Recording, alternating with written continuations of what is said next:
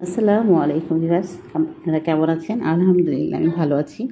তো আজকে গরুর মাংস দিয়ে কাচ্চি রান্না করেছিলাম, সেই রেসিপিটা আমি আপনাদের সাথে শেয়ার করছি। খুব সহজভাবে রান্না করেছি, একদমই ঘরোয়া ঘরোয়া মশলায়। শুধু কাচ্চির মশলাটা বাইরে থেকে কিনে এনেছিলাম, এখন যে রেডিমেড কাচ্চির মশলা পাওয়া যায় সেটা।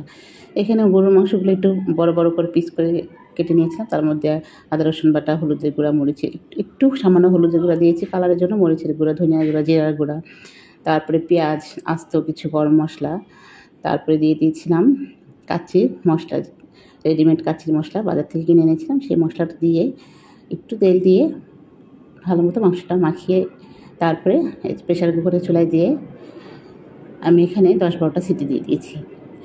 মাংসটা আগে ভালো মতো রান্না করে নিয়েছি, অল্প একটু পানি দিয়েছিলাম, যেহেতু প্রেশার কুকারে রান্না করবো খুব বেশি পানি দিইনি। তো মাংসটা আমার হয়ে গেছে, মাংসটা চুলা থেকে নামিয়ে রেখেছি। এরপরে কাচ্চির জন্য যেহেতু আলু লাগবে, এইভাবে আলুগুলো একটু ফুড কালার দিয়ে ভেজে নিয়েছিলাম, তারপরে আবার মাংসের মধ্যে দিয়ে একটু সময় রান্না করে নিয়েছিলাম। আর এখানে কাচ্চির জন্য চালটা রেডি করেছিলাম।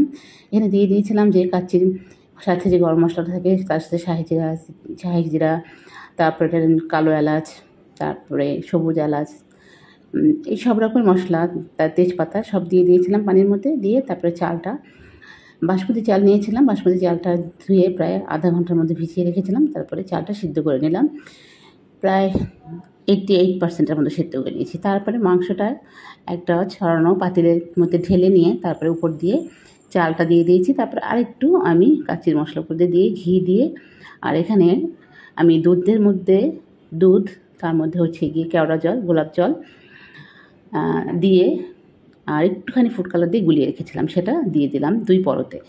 উপর দিয়ে পেঁয়াজি বেরেস্তা দিয়ে কিছু কাঁচামরিচ দিয়ে এটা দমে রেখেছিলাম প্রায় 30 থেকে 35 মিনিটের মতো। এই তো দেখেন, খুব সুন্দর ঝরঝরা কাচ্চি আমার হয়ে গেছে।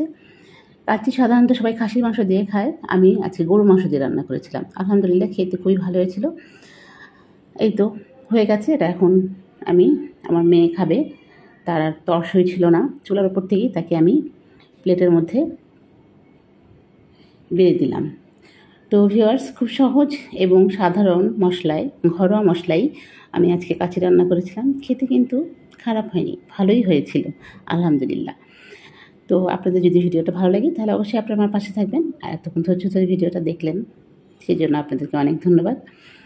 আমার জন্য দোয়া করবেন।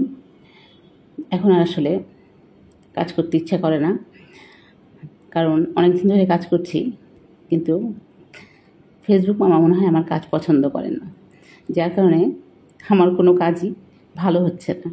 যাই হোক, তারপরেও কাজ করে যাচ্ছি, মানুষের চেষ্টা অব্যাহত রাখতে হবে। ভালো থাকবেন, সুস্থ থাকবেন। আল্লাহ হাফেজ, আসসালামু আলাইকুম।